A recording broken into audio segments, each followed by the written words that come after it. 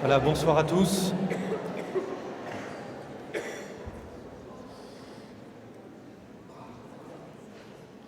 Je suis très heureux de retrouver Lyon, où j'ai eu l'occasion de faire d'autres conférences.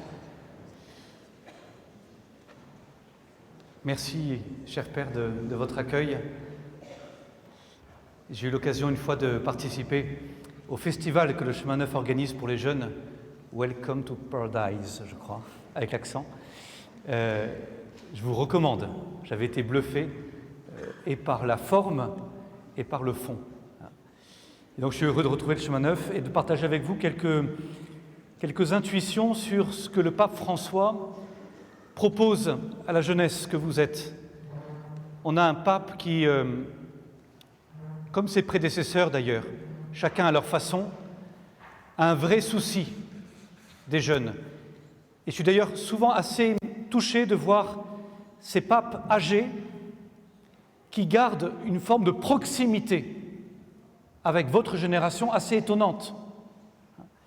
Comme si, malgré leur âge, voyez, leur cœur de père leur permettait de vous comprendre, de comprendre profondément vos aspirations.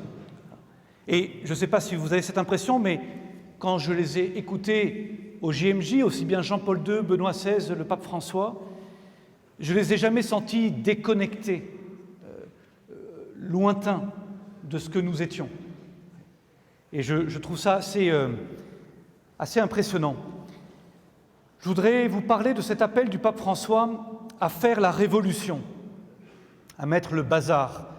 Alors, ce n'est pas une expression qui vient de moi ou ce n'est pas un titre exprès pour le flyer. Le pape a vraiment demandé ça, c'était au Paraguay. Mais c'est intéressant de réfléchir à cette révolution que le pape appelle de ses vœux. Quelle est cette révolution ? Qu'est-ce que le pape vous appelle à vivre dans ce monde tel qu'il est ? Je voudrais commencer par d'abord brosser un peu ou rappeler un peu le contexte. Parce que c'est le contexte qui explique le besoin d'une révolution. Et puis ensuite, je développerai 3 intuitions sur ce que peut être cette révolution. Qu'est-ce que ça veut dire ? D'abord, le contexte. Et je vais bien sûr m'attarder sur le contexte français. La société dans laquelle vous allez être appelé à vous engager, à grandir, à évoluer. Le contexte français, il est marqué profondément aujourd'hui par 2 grands changements, 2 bouleversements que votre génération va vivre de plein fouet, qui ont déjà commencé, mais c'est vous qui allez vraiment les vivre. Il y a un bouleversement spirituel et un bouleversement culturel. Je les développe un peu dans ce dernier livre que j'ai écrit, Catholiques, engageons-nous, mais j'en dis juste un mot ici. Le bouleversement spirituel, c'est que nous assistons en France et en Europe à un effondrement du christianisme. Je ne vois pas comment on pourrait appeler ça autrement. Ça ne veut pas dire, je le dis tout de suite, je le précise tout de suite, ça ne veut pas dire qu'il n'y a pas d'espérance. Je ne serais pas prêtre si je manquais d'espérance. Mais l'espérance, elle s'enracine dans un réel. Et le réel, on le constate. Il nous plaît, il nous déplaît, mais il faut le constater, le reconnaître d'abord. Et le réel aujourd'hui, c'est que nous assistons en France, pas simplement à un effondrement de la pratique, c'était déjà le cas, mais à un effondrement de la foi chrétienne. Un chiffre, parce que les chiffres ne mentent pas. Aujourd'hui, en France, 60% des Français se disent catholiques, dans les sondages, se reconnaissent comme ayant une appartenance, au moins culturelle, au catholicisme. C'est encore une majorité. Et c'est vrai, on sent bien que même si beaucoup d'églises sont vides, les Français restent encore marqués par cet héritage chrétien. Quand le père Hamel est assassiné par 2 terroristes dans cette petite ville près de Rouen, en Normandie, c'est toute la France qui est bouleversée. Quand dans un village, on ferme une église parce qu'il n'y a plus de prêtre, c'est tout le village qui râle, qui s'inquiète.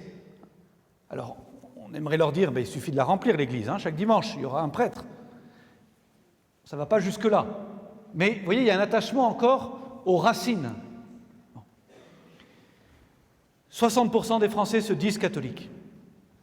Il n'y a plus qu'un tiers des bébés, des enfants, qui sont baptisés. C'est-à-dire que très concrètement, les adultes qui font la France dans 30 ans sont aux 2 tiers païens ou d'une autre religion. C'est un bouleversement inouï dans l'histoire de France. Ça ne veut pas dire que notre pays n'est plus un pays chrétien. La France reste un vieux pays chrétien, par son histoire, par ses racines, par sa culture. On n'efface pas 1500 ans de christianisme comme ça. Mais ça veut dire que ce vieux pays chrétien devient un pays de mission, au sens propre du terme. Ce vieux pays chrétien a une population qui bientôt ne sera majoritairement plus chrétienne. C'est même pas qu'elle sera plus pratiquante, c'est déjà le cas, on n'est plus qu'à 2%, entre 2 et 5% de pratiques religieuses. Elle ne sera plus croyante. Les 2 tiers des adultes qui feront la France demain n'auront pas entendu parler de Jésus. C'est un bouleversement inédit. Ça fait des siècles qu'on n'a pas connu ça, depuis la première évangélisation de notre pays. Vous allez vivre cette situation inédite d'être redevenu chrétien vivant dans un pays de mission, au sens le plus simple du terme. Il y a des pays d'Afrique qui ont été évangélisés il y a moins de 2 siècles, qui sont aujourd'hui plus chrétiens que la France. C'est le cardinal Sarah, vous avez peut-être lu ses livres ou entendu son témoignage, qui le disait. Lui dont les parents ont été évangélisés par des Français, des missionnaires français, dit aujourd'hui, j'ai l'impression que c'est nous qui devons vous rendre ce que vous nous avez donné, parce que vous l'avez oublié. Deuxième situation, bouleversement culturel. Ça me marque beaucoup de plus en plus, et plus on voit les débats sociétaux qui vont recommencer, qui repartent, plus je suis vraiment touché par ça. Autrefois, il y avait une sorte de consensus éthique dans la société. On avait l'idée d'un bien commun qu'on partageait ensemble, croyants et non-croyants. On mettait les mêmes réalités derrière les mêmes mots. Le mot famille, le mot couple, le mot début de vie, le mot fin de vie, le mot amour. Il y avait une sorte de morale naturelle. On savait à peu près ce qui était bon pour l'homme, en termes au moins humains, enraciné dans une anthropologie, c'est-à-dire une vision de l'homme, de la femme, qui était commune à tous. Aujourd'hui, ce consensus éthique a explosé. Pourquoi ? Parce qu'on est passé, et c'est la révolution libertaire qui a fait ça, on est passé de l'idée de vérité universelle, enracinée sur la raison, à l'idée de sincérité individuelle. La norme, la valeur absolue, il suffit d'écouter, c'est le désir personnel. Dès lors que je suis sincère, que mon désir est sincère, je réclame qu'on me donne le droit. Et vous allez voir, dans tous les débats, si vous écoutez, c'est extrêmement difficile de revenir à des repères anthropologiques objectifs, parce qu'on balaye ça d'un revers de main, en disant, il n'y a pas de normes objectives. Il y a ce que je désire, ce que moi, sincèrement, je pense être bon pour moi. Et vous n'avez pas le droit de juger de ma sincérité. Qui êtes-vous pour cela ? Et donc, chacun va donner le sens qu'il veut à la vie, à la mort, au couple, à la famille, à l'amour, etc. Et vous n'avez pas le droit de juger de ma sincérité. Ce qui est dramatique, c'est qu'évidemment que cette logique-là explose l'idée même d'un bien commun, et donc de ce qui nous rassemble. Qu'est-ce qu'on a encore en commun ? Posez-vous la question. Quand j'entends à nouveau un député qui dépose un projet de loi pour réclamer le droit au suicide assisté, je dis mais qu'est-ce que j'ai encore en commun avec lui ? C'est même pas une question de foi. Pour qu'il puisse penser que l'espérance à apporter à notre monde aujourd'hui, c'est de pouvoir avoir le droit à être assisté dans son suicide. Mais, vous voyez, c'est même difficile de débattre. Quelle est sa conception de la vie pour qu'il pense que le suicide est un progrès? N'a-t-il jamais souffert d'accompagner ce genre de drame? Qu'est-ce qu'il dit de la vie à travers ça?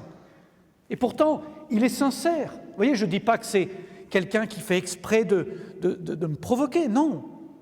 Il est sincère. Mais du coup, j'ai l'impression d'une immense distance. Vous voyez? Quand on me demande de démontrer qu'un papa et une maman sont complémentaires, mais c'est dur de démontrer l'évidence. Qui aurait imaginé, il y a 15 ans, il y a 20 ans, qu'il aurait fallu qu'on arriverait au jour où on nous demanderait de démontrer ça? Combien de familles parmi vous souffrent du manque d'un père ou du manque d'une mère pour qu'on ait besoin de le démontrer? Et on en est là. Ça va être un des enjeux immenses pour votre génération, de reconstruire un bien commun, de reconstruire ce qui peut nous rassembler. Voyez ? Parce que je crois qu'on a besoin de ça. Mais c'est un vrai sujet à travailler. C'était l'intuition de Benoît XVI. Vous allez voir comment le pape François rebondit dessus et va un peu plus loin. Benoît XVI, son intuition, c'était de dire « Aujourd'hui, la raison de l'homme est malade. Elle n'arrive plus par elle-même à trouver ce bien commun, à accueillir cette vérité naturelle. » Vous voyez, cette morale inscrite dans la nature de l'homme. Elle ne voit plus ça comme un bien commun. La raison a besoin, est blessée, disait le pape. Elle n'arrive plus à accéder à la vérité. Il a beaucoup parlé de ça. Alors, le pape François constate tout ça. Et puis, par rapport à ça, il dit il y a plusieurs, du coup, façons de réagir pour les chrétiens. La première réaction, c'est de se plaindre. Le pape est assez violent avec ceux qui passent leur temps à se plaindre. Il y aurait de quoi se plaindre, hein. Je ne dis pas que je minimise pas la façon dont ça peut nous atteindre. Et je veux dire, de voir ce qui m'est le plus cher se déconstruire jour après jour, voir ce qui est sacré à mes yeux être dénigré, moqué, profané, ridiculisé, évidemment qu'on est atteint, évidemment qu'on n'est pas indifférent. Mais il y aurait un vrai danger à rentrer dans une plainte permanente qui est stérile. Et parfois, on a un peu l'impression quand même que quand 2 ou 3 cathos se réunissent, non pas en son nom, mais juste réunissent, c'est d'abord pour se plaindre. Écoutez, allez dans un dîner de cathos un jour et écoutez les conversations. Le « c'était mieux avant » est assez répandu, vous voyez. Le pape François dit « surtout tombez pas là-dedans ». J'ai pas besoin de jeunes qui se plaignent. Il a même marqué sur sa chambre, sa porte de chambre à Sainte-Marthe, il y a un panneau où il y a marqué « interdit de se plaindre ». Et si vous voulez aller voir, vous commencez par ça. Voilà. C'est la condition pour le voir, quoi. Interdit de se plaindre. Il faut qu'on résiste à cette tentation, parce que non seulement elle est stérile pour nous, pour notre créativité, mais surtout elle rebute. Hein. C'est-à-dire que si on a une mentalité de perdant, on va faire venir personne, quoi. Vous voyez ? Si des gens qui ne sont pas chrétiens, qui ne sont pas croyants, nous approchent et ont juste l'impression d'arriver dans un club de gens qui gèrent le déclin, ou d'une équipe de foot qui est sûre de perdre et de se prendre le mur, on n'a aucune envie, quoi. Vous voyez ? Évitons de se plaindre. Deuxième possibilité, on peut rêver. On peut repartir dans le rêve. Ça, c'est la difficulté, c'est de la confrontation au réel. Il faut regarder le réel en face. C'est pour ça que je vous ai dit les choses avec franchise. Mais il ne s'agit pas pour autant de repartir dans le rêve. Dans le bouquin, je dis combien c'est une des conditions de l'engagement, ça. Accepter la confrontation de mon idéal avec le réel. Sans me plaindre du réel, sans non plus le rêver. Attendre qu'il soit autrement pour m'engager. Voyez ? Le réel, par lui-même, est un appel, au contraire. je prends l'exemple, quand j'étais scout, j'étais chef de patrouille pendant 2 ans, et alors, quand on est chef de patrouille, on prépare le camp, les scouts, ils font des grandes constructions en bois, et moi, je préparais ça, donc normalement, on prépare ça longtemps à l'avance, moi, c'était toujours un peu à l'arrache, la veille du camp, avant de partir, et donc je préparais ça avec en m'inspirant des dessins de Pierre Joubert, vous savez, dans les romans scouts et signes de piste. Dans l'univers de Pierre Joubert, le monde est parfait, en fait. C'est-à-dire, les arbres sont droits pendant 20 mètres, les lieux de camp sont tous incroyables, et les scouts ont tous une bonne gueule, quoi. Et donc moi, sur le papier, ça allait être juste merveilleux, quoi. Et en fait, quand j'arrive sur le lieu de camp, eh bien, confrontation de l'idéal et du réel, d'abord, ça n'existe pas, les arbres droits pendant 20 mètres, c'est pas vrai. En fait, il y a toujours un nœud ou un truc comme ça, il y a toujours une imperfection. Ça n'existe pas, les lieux de camp parfaits, il y a toujours un rocher là où vous pensiez mettre la tente, et les scouts n'ont pas tous une bonne gueule, c'est pas vrai non plus. Et alors là, il y a 3 solutions, justement. Vous voyez, soit vous vous plaignez, c'est-à-dire que mais il y a des gens qui passent leur vie à se plaindre du réel. Vous voyez, l'été dernier, là, j'étais avec des scouts en camp, il y a 2 ans, comme aumônier cette fois-ci. Il y a une patrouille qui n'a pas réussi à finir les installations à temps. Alors je prends le gars, le CP à part, le chef de patrouille, là, à part, je lui dis, mais qu'est-ce que t'as foutu? Il me dit, non, mais c'est la faute des arbres, c'est n'importe quoi, cette forêt, machin que ça. Arrête.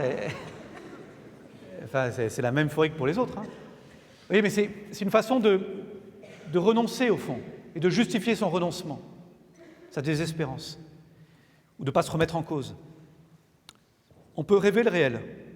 C'est-à-dire, quand les arbres seront droits pendant 20 mètres, je commencerai, quoi. Je m'engagerai. Quand j'aurai trouvé le parti politique idéal, j'irai. Quand j'aurai trouvé l'association géniale, idéale, j'irai. Quand j'aurai trouvé la femme, le mari idéal, je m'engagerai. Quand j'aurai trouvé, etc., la paroisse idéale, le lieu, la communauté idéale, etc. Fais rien. On peut aussi, autre tentation, un peu se décourager ou s'effacer, se diluer, renoncer en fait. S'installer dans une sorte justement de confort où on va arrêter de lutter, quoi. Où on va accepter le déclin, on va accepter le réel, non pas simplement y consentir, mais voyez, le subir, quoi, au lieu d'y voir un appel à l'engagement. Hein. Le pape François, je vais vous citer des citations, c'est souvent issu de ses discours aux jeunes pendant les JMJ, il prend l'exemple de la Vierge Marie. La Vierge Marie, elle reçoit une vocation inouïe, immense, qui la dépasse complètement, dans un environnement qui n'est pas du tout propice. Je vous rappelle qu'elle vit dans un pays qui est occupé. Elle n'accueille pas ça, vous voyez, dans une gloire incroyable, quoi. C'est dans la pauvreté de sa vie et dans un contexte qui est extrêmement difficile. Et le pape dit, pourtant Marie ne s'enferme pas chez elle, elle ne se laisse pas paralyser par la peur ou par l'orgueil. Marie n'est pas le genre de personne qui, pour être à l'aise, a besoin d'un bon divan ou se sentir bien installée et à l'abri. Elle n'est pas une jeune canapé. C'est l'expression du pape, vous savez. Je ne veux pas des jeunes canapés qui pensent que, en fait, leur bonheur sera d'être dans le confort. Et c'est vrai que face à un monde qui nous semble parfois hostile, indifférent, etc., on peut rechercher le confort. Comment? Soit en se repliant sur nous, entre gens qui pensent comme nous, c'est plus confortable évidemment, soit en se diluant pour ne plus être à contre-courant. Voyez ? Et dans les 2 cas, c'est 2 tentations inverses, mais dans les 2 cas, au fond, on recherche un confort de ne plus lutter, de ne plus avoir à se justifier, de ne plus avoir à expliquer, de ne plus avoir à être contre-courant. Mais dans les 2 cas, un christianisme qui serait replié sur lui-même, qui serait dans la crispation, qui serait qui serait durci avec une sorte de découragement sur ce monde qui se perd, ou au contraire, un christianisme light, qui serait plutôt à contre-courant, qui aurait gommé de son message toutes les aspérités, tout ce qui touche à la croix au fond, pour être enfin accepté par le monde. Dans les 2 cas, ce christianisme-là, il ne touche plus les cœurs. Voyez ? C'est soit de la soupe tiède, soit de la dureté absolue, écrasante. Voyez ? Là aussi, c'est une autre tentation qu'il faut écarter. En fait, le pape dit, la seule solution, c'est d'être courageux. Le chrétien doit être courageux, et devant les problèmes, devant une crise sociale, religieuse, il doit avoir le courage d'aller de l'avant, aller de l'avant avec courage. Pourquoi ? Parce que le chrétien, quand il regarde le réel, il le regarde en face, il a le courage de le reconnaître, de le regarder vraiment, et en même temps, de le regarder comme un appel. Les misères de ce monde, les difficultés de ce monde, ne nous font pas détourner la tête, ne nous font pas détourner le regard, ne nous découragent pas, mais au contraire sont autant d'appels pour nous stimuler dans notre engagement de chrétien. La bonne réaction du chrétien, c'est de dire en quoi cette situation-là est un appel pour moi. Qu'est-ce que Dieu veut me dire à travers ces événements? Qu'est-ce que Dieu veut me faire vivre en m'appelant à vivre ces événements-là? Vous avez été choisis pour cette époque. Il n'y a pas à rêver du passé. Il n'y a pas à vouloir imaginer retourner au passé. Il y a simplement à saisir ce temps qui vous est donné, à rendre grâce pour avoir été choisi pour ce temps-là, et à vous dire comment cette époque, ce réel, est une chance pour ma foi. Et je crois que c'est une chance, paradoxalement. Pourquoi ? Il y a des décennies, nous aurions pu nous contenter, nous chrétiens en France, d'être nombreux. Nous pesions par le nombre. Nous étions dans une situation confortable où ce n'était pas si compliqué parce qu'on était portés. Aujourd'hui, ce christianisme sociologique, culturel, il s'effondre. Aujourd'hui, être chrétien à 20 ans, ça demande nécessairement d'avoir fait un choix. Et donc, on ne peut pas être chrétien à moitié.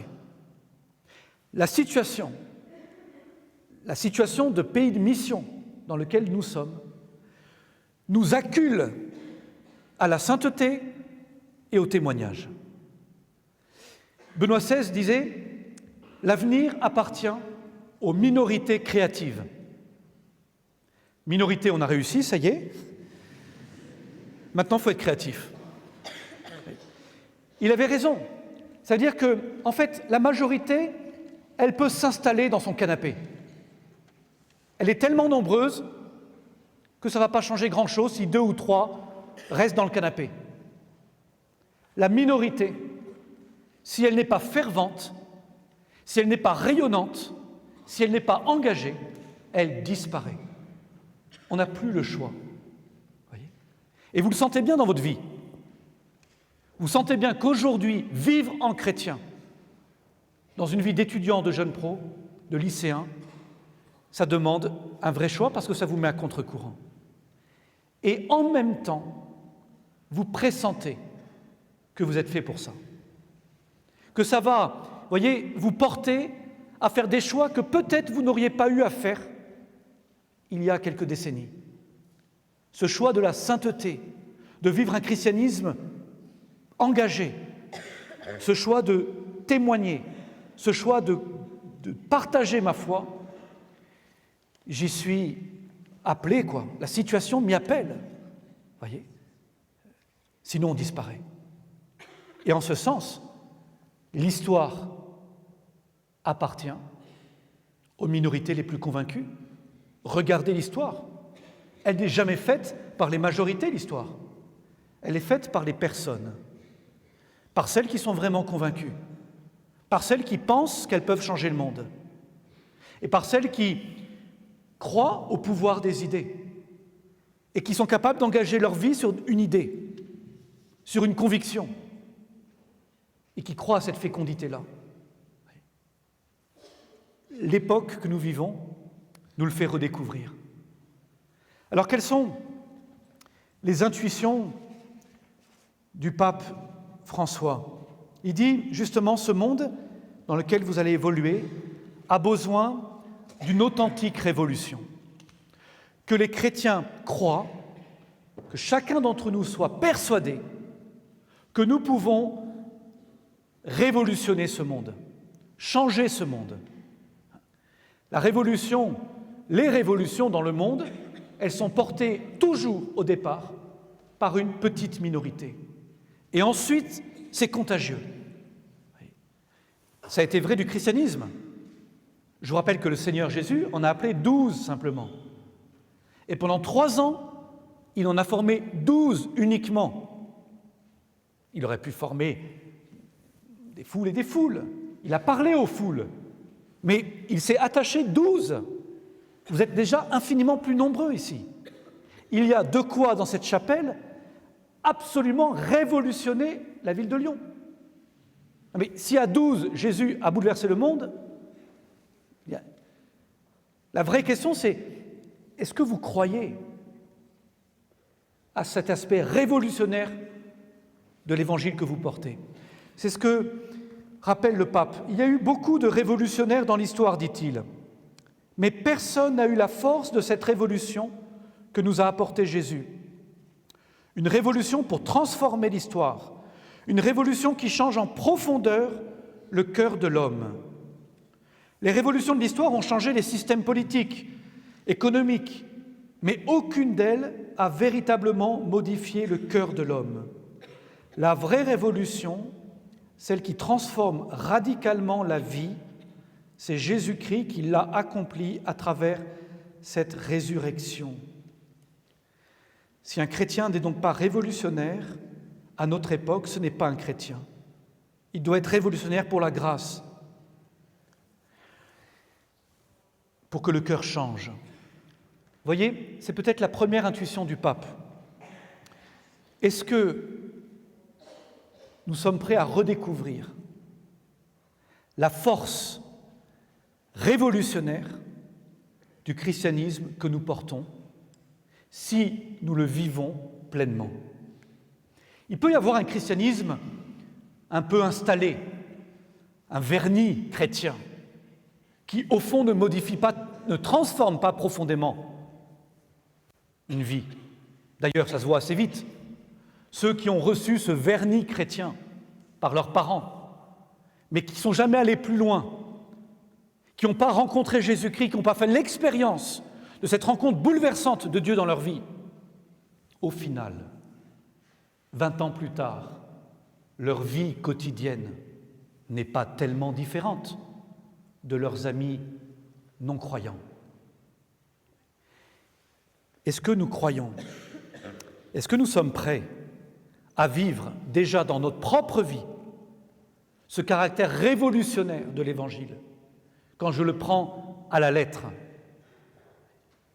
quand je prends au sérieux ces appels de Jésus-Christ?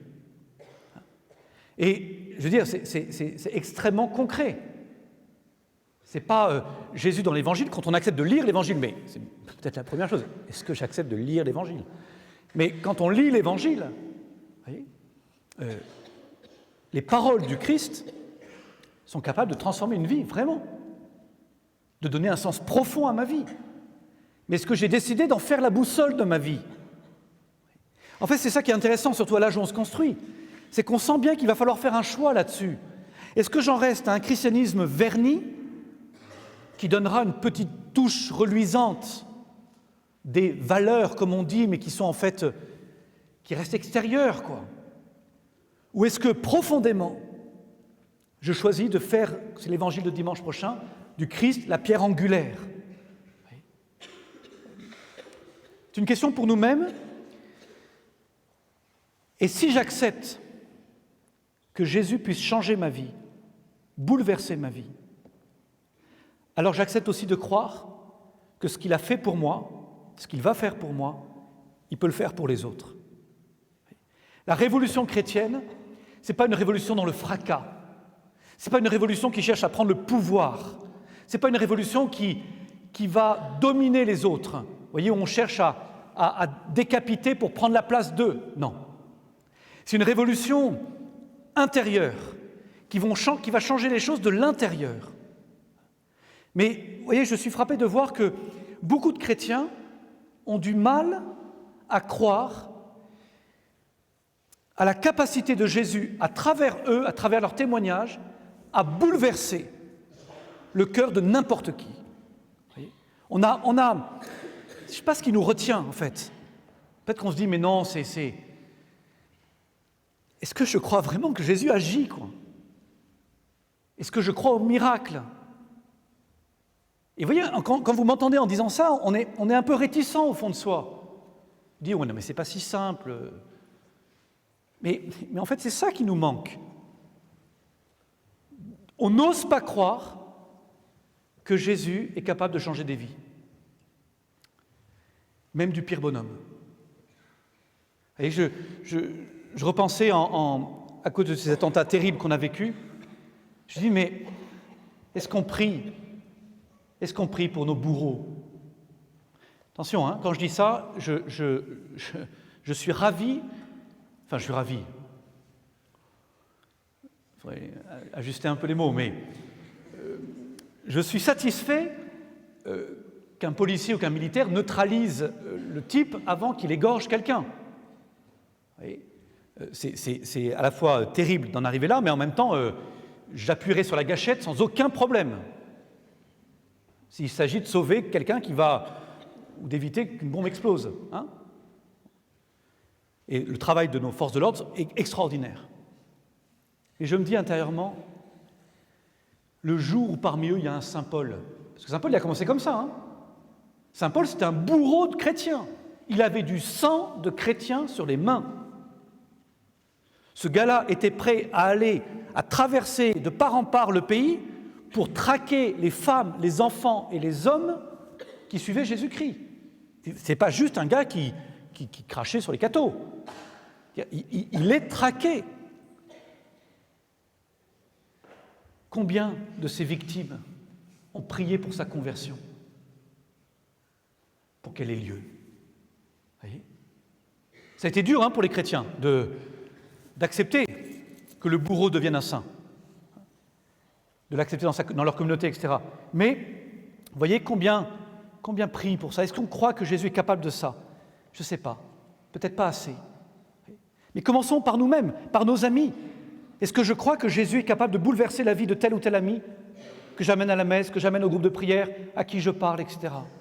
Est-ce que je crois en fait à la fécondité de ma vie chrétienne et de mes engagements? Je crois que c'est le cœur du message, il est là. Est-ce que je crois que si je m'attache à Jésus-Christ, que si j'essaye de vivre en chrétien, que si je fais ce choix un peu radical de suivre Jésus-Christ, que si je m'engage à sa suite, où que ce soit, pour servir ce bien commun, pour annoncer l'Évangile, est-ce que je veux croire, est-ce que j'accepte de croire que ma vie portera du fruit et que ce fruit est capable de changer le monde?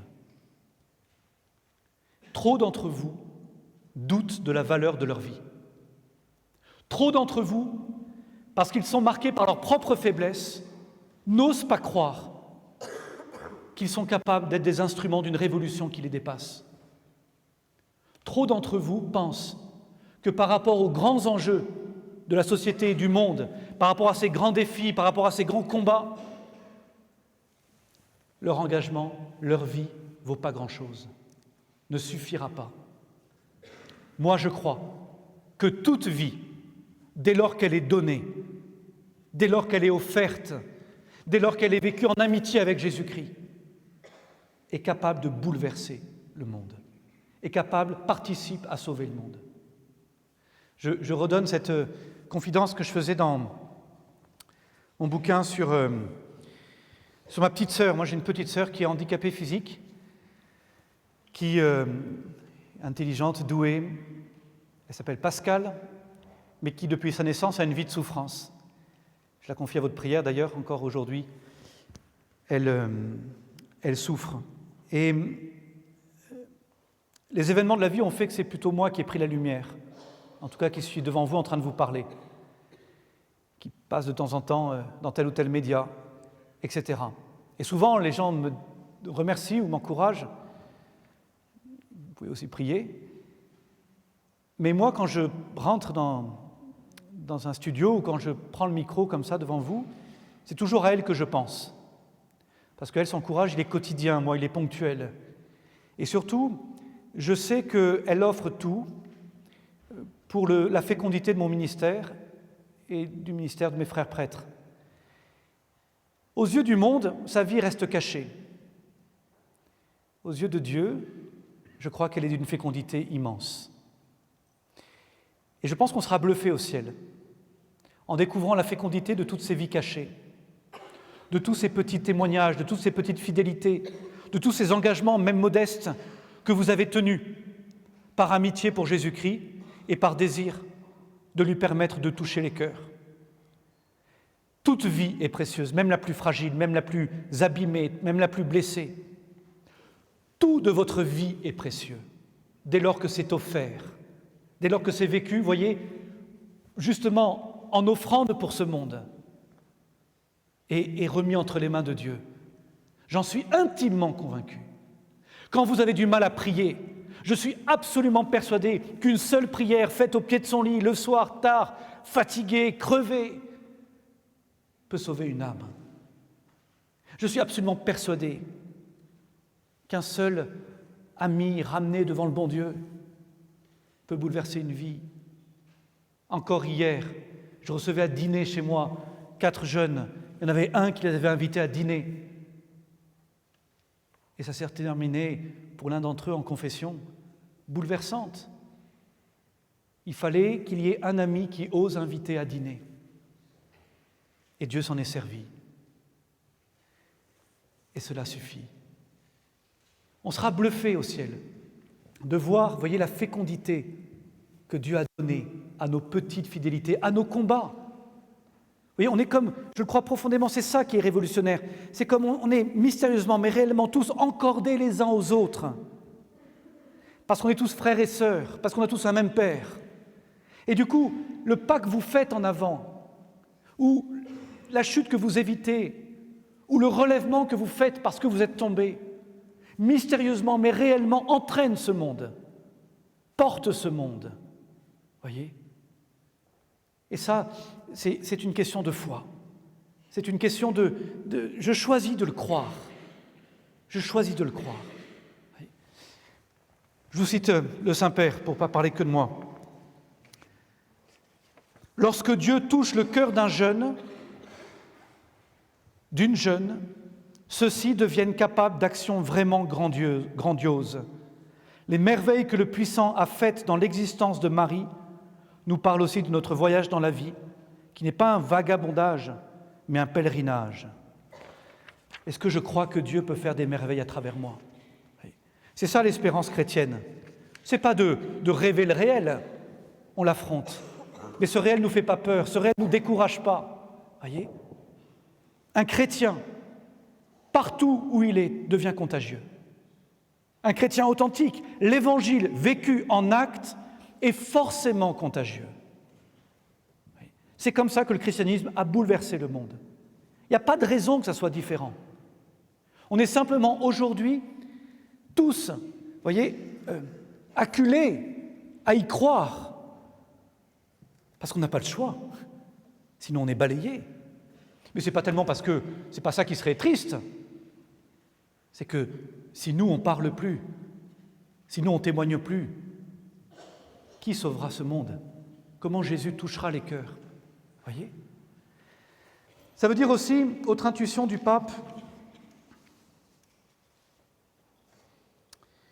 que cette révolution, elle va passer du coup, si je la vis dans mon cœur, elle va passer par des comportements, par des paroles, qui vont, là aussi, interroger le monde, qui vont interpeller le monde et qui vont faire grandir le monde.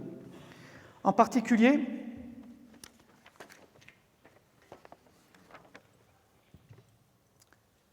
voilà ce que disait le pape François. Dans le domaine de l'amour, il prenait ce domaine-là. Chers jeunes, dans la culture du provisoire, du relatif, beaucoup prônent que l'important c'est de jouir du moment, qu'il ne vaut pas la peine de s'engager toute sa vie, de faire des choix définitifs pour toujours, car on ne sait pas ce que nous réserve demain. Moi, dit le pape, je vous demande d'être révolutionnaire. Je vous demande d'aller à contre-courant. Oui, en cela, je vous demande de vous révolter contre cette culture du provisoire, qui, au fond, croit que vous n'êtes pas en mesure d'assumer vos responsabilités. Elle croit que vous n'êtes pas capable d'aimer vraiment. Moi, j'ai confiance en vous, chers jeunes, et je prie pour vous.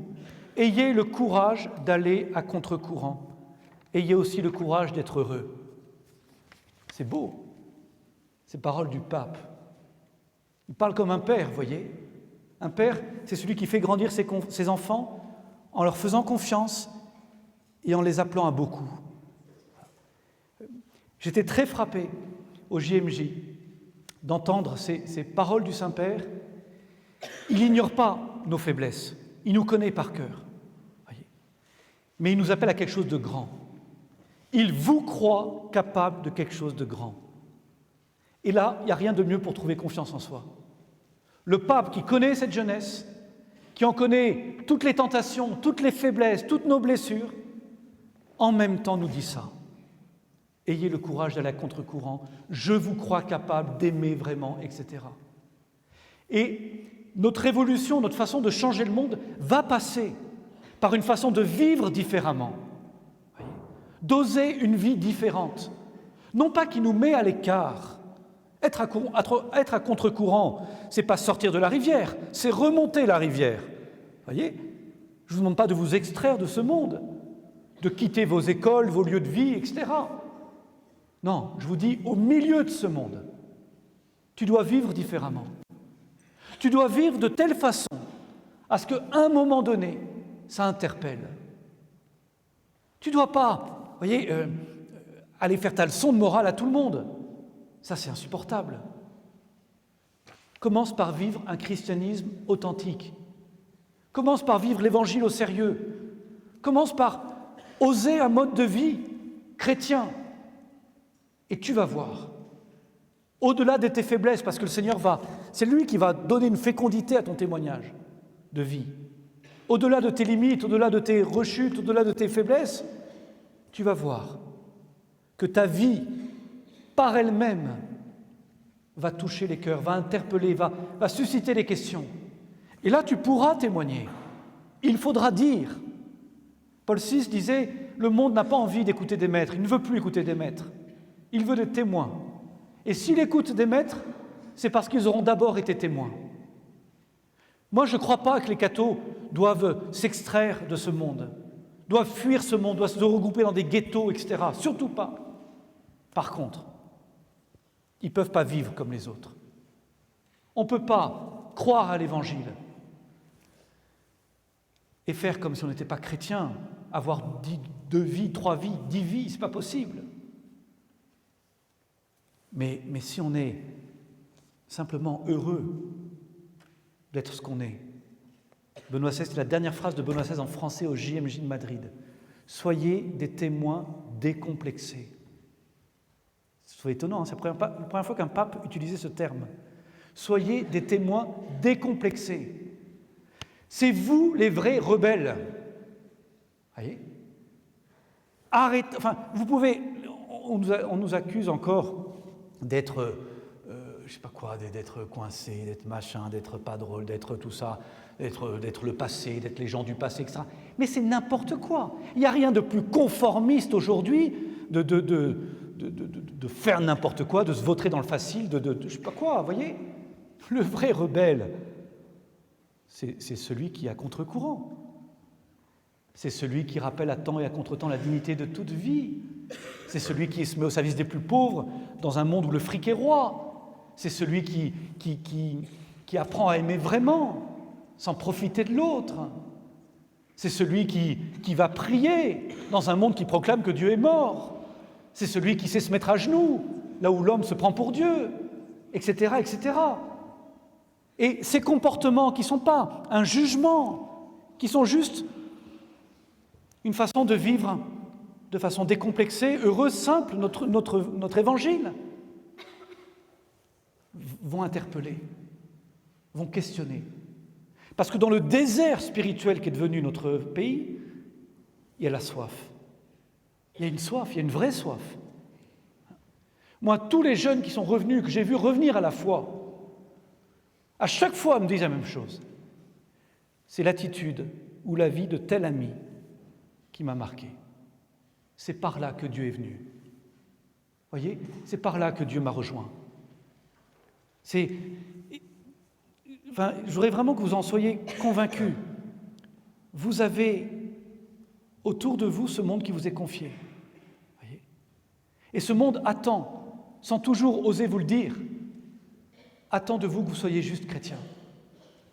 Ce serait décevant que vous conformiez au monde. Et même les plus durs de vos amis qui parfois vous en mettent plein la figure, ils seraient presque déçus que vous cédiez. Voyez ? Ils seraient presque déçus que, en fait, vous soyez comme eux. Ils seraient presque déçus s'ils apprenaient que vous étiez des chrétiens à moitié. J'étais très touché de voir souvent vous savez, la violence qu'il y a eu à Lyon, combien vous avez pu être blessés et touchés par ça autour des questions de pédophilie dans le clergé. Beaucoup ont dit que ça avait été une sorte de complot contre l'Église, que ça avait été une violence qui s'était déchaînée, etc. Sans doute que certains étaient très contents de se servir de ces affaires-là atroces pour taper sur l'Église. Mais au fond, comme j'ai eu l'occasion de le dire, moi j'ai préféré voir à travers cette violence la déception immense d'un monde qui pourtant se dit athée, pourtant se dit, ayant dépassé tout ça. Et en fait, ce monde était déçu qu'un prêtre ne soit pas un gars bien. Et ça veut dire quoi en creux ? C'est-à-dire que même chez le pire des athées, un prêtre, ça doit être un gars bien. Un chrétien, c'est pas comme un autre. Oui, mais il y a des profs qui font... C'est pas la même chose. J'attends plus... Oui, c'est étonnant. Le monde attend plus d'un prêtre que d'un prof. Heureusement, finalement. Et c'est pour ça que c'est presque normal que du coup, le monde soit violent quand on n'est pas là au rendez-vous. Voyez ? Croyez-le vraiment. J'avance et je termine. Le pape François disait aussi au JMJ, dernière JMJ, mes amis, il faut que vous ne pouvez pas vous contenter d'être des commentateurs de l'histoire, vous devez vouloir faire l'histoire. Ça rejoint ce que je disais avec la phrase de Benoît XVI. Est-ce que nous croyons que nous pouvons faire l'histoire de notre groupe d'amis, de notre école, de notre ville, de notre pays, de cette petite part de monde qui m'est confiée ? Est-ce que je comprends que ce monde m'est confié ? C'est pour ça que je ne peux pas y renoncer. Est-ce que je comprends que je peux changer l'état d'esprit qui est dans ma classe ? Est-ce que je comprends que l'évangile que je porte est capable d'avoir une fécondité qui me dépasse ? Je redonne dans le bouquin l'exemple de Dietrich Bonhoeffer qui m'a beaucoup marqué. Dietrich Bonhoeffer, c'est un pasteur allemand, protestant donc, qui était une des grandes figures de la résistance spirituelle au nazisme. Et Dietrich Bonhoeffer, il est arrêté, dénoncé, arrêté, condamné à mort, il était décapité. Et juste avant d'être décapité par ses bourreaux de la Gestapo, il y a un de ses bourreaux, sans doute touché par cet homme-là, qui lui tend un petit papier et qui lui dit si vous voulez mettre quelques mots, je vous promets, on le transmettra à votre famille. Dietrich Bonhoeffer n'a mis que 4 mots. La victoire est certaine. Oui, c'est ça l'espérance chrétienne. Il n'est pas dupe, hein. Hitler est encore au pouvoir, son pays est dans un chaos indescriptible, il va laisser une famille, il va mourir, mais il est certain que sa vie offerte participe à une victoire plus large, participe à cette révolution du Christ qui aboutit à la victoire de la vie sur la mort, de la vérité sur le mensonge, du bien sur le mal. Voyez ? C'est pour ça que le pape dit, vous devez vouloir faire l'histoire. Vous devez participer à cette histoire, à l'histoire de cette immense bataille entre le bien et le mal, la vérité et le mensonge, la vie et la mort. Cette immense bataille qui a commencé avec la chute d'Adam et qui finira avec le retour du Christ en gloire. Et vous avez une place dans cette bataille. Et je ne vous demande pas, dans cette révolution de l'amour au fond, qui consiste à permettre que Jésus puisse toucher tous les cœurs, et en touchant les cœurs puisse toucher ce monde. Je ne vous demande pas d'être parfait.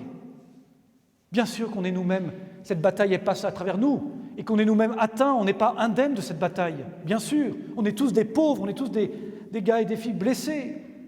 On n'est pas meilleurs que les autres. On sait simplement qu'on est aimé, et on essaye d'aimer.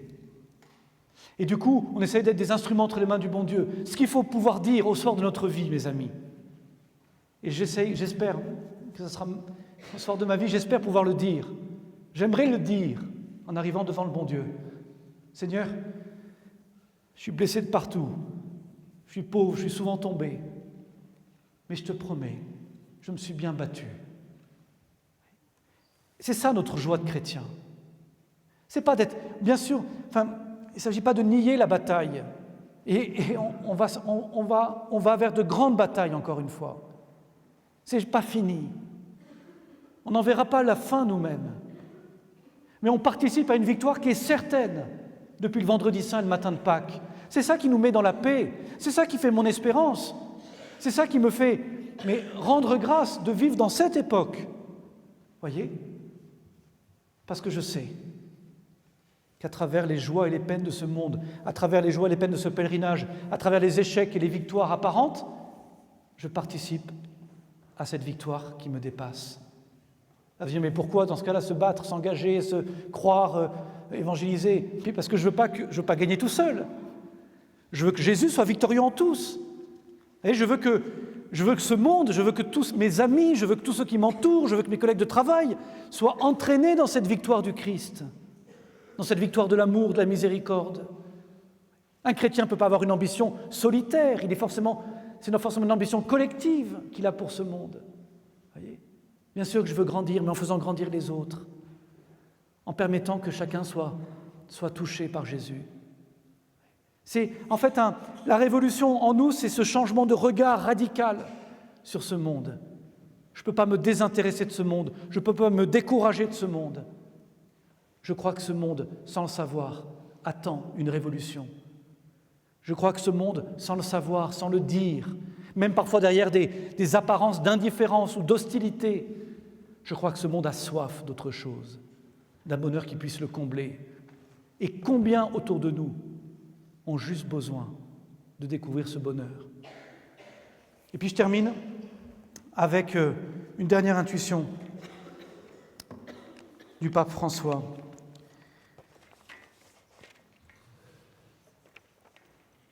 Le pape François dit la plus grande chose dont ce monde a besoin, l'urgence dans cette révolution, c'est la miséricorde. Benoît XVI disait que la raison était blessée, avait du mal à accéder à la vérité. Et c'est vrai.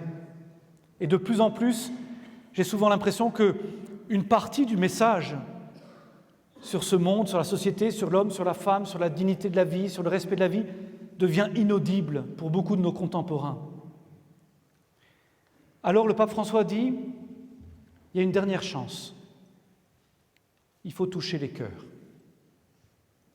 Et c'est par le cœur, en fait, qu'on reviendra à toucher la raison, l'intelligence. Il dit, ce monde blessé a besoin que l'Église soit pour lui comme un hôpital de campagne. C'est l'expression qu'il a. L'hôpital de campagne, vous savez, peut-être qu'il y en a ici qui sont élèves médecins militaires. L'hôpital de campagne, c'est un terrain de bataille, un champ de bataille. C'est l'hôpital où on gère les urgences. Et le plus urgent, c'est de maintenir en vie. Eh bien, au fond, le plus urgent, pour beaucoup de nos contemporains, c'est de redécouvrir qu'ils sont aimés et qu'ils sont appelés à aimer. Moi, je suis frappé de voir que c'est ce qui manque au plus grand nombre. Et que c'est parfois ça qu'on va chercher en faisant n'importe quoi. Juste parce qu'on a la soif d'aimer et d'être aimé. Et faire découvrir au monde qu'il est aimé. Et qu'il est aimé par un Dieu de miséricorde, c'est-à-dire il est aimé non pas par un Dieu qui ne verrait pas les misères, mais il est aimé parce qu'il y a ces misères. et que ces misères attirent la miséricorde. Voyez ? Ça, je crois que c'est peut-être ce que nous, on a besoin le plus de redécouvrir et le plus de faire redécouvrir. C'est le plus urgent. Après, on viendra au reste. Voyez ? Mais en fait, le monde, tant qu'il ne comprend pas qu'il est aimé, n'est pas capable d'entendre le reste. Et c'est un peu vrai pour chacun d'entre nous. Vous êtes prêts à entendre une exigence si vous comprenez que c'est parce qu'on vous aime qu'on est exigeant avec vous. Voyez ? C'est ça d'ailleurs qui nous touche avec le pape Jean-Paul II, François, Benoît. C'est que, oui, ils ont un message exigeant, mais on sentait que c'était un cœur de père qui nous le dit. Voyez ? Eh bien, c'est peut-être là l'urgence de la mission. Faire découvrir à ceux qui vous entourent qu'ils sont aimés d'un père. D'un père, et ils sont aimés tels qu'ils sont. Tels qu'ils sont. Combien, parfois en souriant, mais c'est un sourire un peu gêné, me disent « Oh mon père, mais moi avec tout ce que j'ai fait, il faudrait une nuit entière pour se confesser, vous savez ?» Je dis « Très bien, prenons-la. » Mais sous-entendu, chez eux, ça veut dire « Non, je suis déjà trop loin. » Commencez, mes amis, par vos amis. Que vos amitiés soient le premier lieu de la mission pour vous. Révolutionnez vos groupes d'amis, qui bien souvent sont très sympas, mais il y a une sorte de pudeur qui fait qu'on n'ose pas parler du fond. Si le Seigneur vous a donné ce groupe d'amis, si le Seigneur a mis sur votre route tel et tel ami, ce n'est jamais par hasard. Jamais. Ils vous sont confiés. Vous leur êtes confiés. Comment vous vous encouragez? Comment vous osez les ramener? Vous ne pouvez pas vous satisfaire en disant « un tel, il n'est pas catho. Bon, très bien. Un tel, lui, il n'est pas pratiquant. Bon, très bien.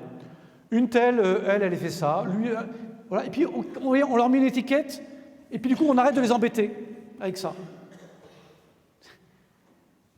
Tu ne peux pas dormir tranquillement tant que tu sais qu'un seul de tes amis risque de passer à côté de cet amour de Dieu. Si vraiment le Seigneur a transformé ta vie, si tu te laisses transformer par le Seigneur, mais tu ne vas pas pouvoir le garder pour toi. Tu ne peux pas imaginer un seul instant qu'un de tes amis que tu aimes donc puisse ne pas être sauvé, puisse passer à côté de ça. Qu'est-ce qui se passe si demain c'est son heure? S'il doit paraître devant Dieu, qu'est-ce qui se passe? Est-ce que tu l'as aidé à dire oui? Tu ne sais pas le secret de son cœur. Est-ce qu'entre amis, on est au service du oui des uns et des autres? Voyez, c'est ça la révolution. Moi, j'entends trop de jeunes qui, individuellement, quand ils me voient, me disent « Mais mon père, j'aspire à ça. » Et puis dès qu'ils sont en groupe, on n'ose plus. On est gêné, on ne veut pas paraître. Parfois, en tout cas à Versailles, c'est un peu ça. On a peur d'être le too much, quoi. Oui. Non, mais lui, il est un peu trop catho, quoi. Mais c'est terrible. On n'ose pas dire que on a peur de passer pour l'illuminé, quoi. Bon, c'est vrai que certains parfois font un petit peu peur, hein, mais on n'est pas obligé non plus de travailler une sorte de caricature pénible. Mais justement, décomplexer. Réfléchissez à ça. Comment j'aide l'autre à dire oui? Comment j'ose tendre la perche? Comment j'ose partager mes combats pour lui montrer que ce n'est pas un catho sur son piédestal qui parle à un pauvre type ou à une pauvre fille. Surtout pas qu'il ne puisse pas imaginer que le christianisme est réservé à une élite. Non, ce sont des pauvres qui parlent à d'autres pauvres. Et je ne suis pas meilleur que toi, et j'ai les mêmes combats que toi, et j'ai les mêmes faiblesses que toi, et j'ai les mêmes fragilités que toi, et j'ai les mêmes désirs que toi, et j'ai les mêmes aspirations que toi. Mais j'ai rencontré celui qui m'a aimé. Et j'aimerais te faire découvrir qu'il t'aime autant. Voyez, c'est ça que le monde a besoin d'entendre. Surtout qu'ils ne nous admirent pas de loin en disant « Ah ben les cathos, ouais, c'est beau, mais alors moi je ne pourrais jamais. » Non, je suis comme toi. Il est venu pour les malades et les pécheurs. On a ça en commun. On est tous les deux pauvres pécheurs. Mais aimez. Voyez ? Commencez par vos amis. Et ça va être contagieux. Je termine avec 2 citations. Et je conclue là-dessus. Je vous laisse avec vos questions. C'est le pape François d'abord, qui vous dit « Soyez amis selon le style de Jésus ». J'aime bien cette expression. Cependant, non pour rester entre vous, mais pour aller sur le terrain, afin de gagner plus d'amis, pour diffuser l'amitié de Jésus dans le monde, où que vous soyez, au travail, au bureau, à l'occasion de vos sorties, à travers WhatsApp, Facebook, Twitter. Il vous connaît, vous voyez ? Il n'a pas dit Snapchat. Quand vous allez à une soirée dansante, c'est toujours le pape François, ou quand vous prenez une bonne infusion de tereré, bon ça c'est au Paraguay, hein. Mettez une bière à la place si vous voulez. Sur la place, ou en jouant une petite partie sur le terrain du quartier, c'est ça être ami de Jésus. Non en vendant des illusions, mais en tenant bon. Tenir bon en sachant que nous sommes heureux parce que nous avons un Père qui est aux cieux. Voyez, le catho, il est libre en fait. Il sait sur quoi il tient. Il sait sur qui il tient. Ça le rend très libre ensuite, aussi bien sur le terrain de foot qu'au milieu d'une soirée, que à la terrasse d'un bar, que dans son groupe d'amis, qu'au travail. Parce que notre identité, elle ne nous enferme pas sur nous-mêmes. Elle nous rend, au contraire, tournés, désireux d'aller vers les autres. Et puis, cette phrase de Jean-Paul II, que j'ai gardée, parce que pour moi, elle m'a marqué. C'était en 2000, à Rome, au JMJ de Rome. Écoutez bien, vous pouvez le retrouver facilement sur Internet. Vous pouvez la marquer et mettre ça dans votre bureau. C'est Jésus, c'est lui la beauté qui vous attire tellement. C'est lui qui vous provoque par la soif de la radicalité, qui vous empêche de vous habituer au compromis. C'est lui qui vous pousse à faire tomber les masques qui faussent la vie. C'est lui qui lie dans vos cœurs les décisions les plus profondes que d'autres voudraient étouffer. C'est Jésus qui suscite en vous le désir de faire de votre vie quelque chose de grand. Je vous en supplie, et c'est le prêtre qui parle, qui confesse, qui écoute. Et mes frères prêtres pourraient dire la même chose, je pense. Que personne, et surtout pas le démon, mais que personne ne vous décourage de ces grands désirs que Jésus a mis dans votre cœur. Osez les écouter. Et quelles que soient vos fragilités, vos faiblesses, vos chutes et vos rechutes, on est tous des pauvres, je peux vous dire. Croyez que vous êtes faits pour ce qui est grand et que la joie de Dieu, c'est de faire, à travers les pauvres que nous sommes, de grandes choses, rien de moins que de révolutionner ce monde qui a besoin de se découvrir aimé. Amen.